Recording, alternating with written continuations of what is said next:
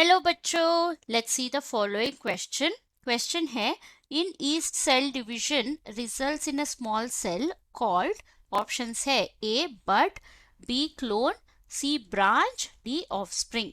सो इस क्वेश्चन का की कॉन्सेप्ट है एसेक्सुअल रिप्रोडक्शन। एसेक्सुअल रिप्रोडक्शन का मतलब क्या है? इसमें हमारा गैमेट्स का प्रोडक्शन नहीं होता।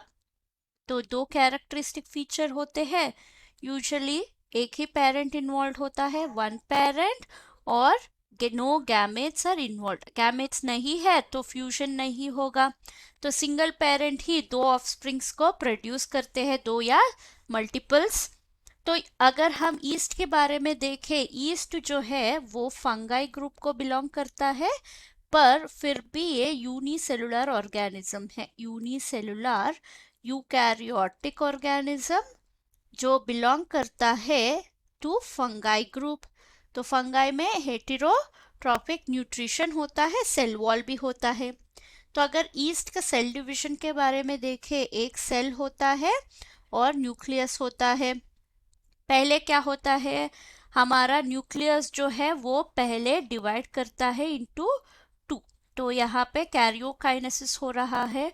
तो हमारा दो न्यूक्लियस हो गया, एक और दो, और फिर दो साइटोप्लाज्म जो है वो पिंच ऑफ करके डॉटर सेल्स फॉर्म करेगा। पर डॉटर सेल जो है वो फॉर्म होता है, वो पेरेंट से अटैच ही रहता है, पेरेंट के कंपैरिजन में बहुत ही स्मॉल होता है। इसी तरह पेरेंट सेल बहुत बार डिवाइड करके स्मॉल डॉटर सेल्स को, नंबर ऑफ डॉटर सेल्स को प्रोड्यूस करता है।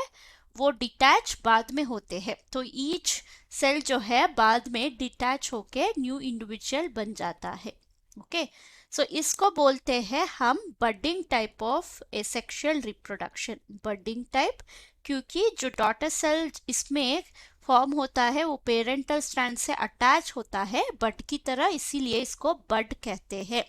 और पेरेंटल स्ट्रैंड ये है, पेरेंटल सेल होता है, पेरेंटल सेल है। तो अगर इसमें क्वेश्चन में देखें, in yeast cell division results in a small cell called, option है A bud. I hope you have understood the concept. Thank you and all the best.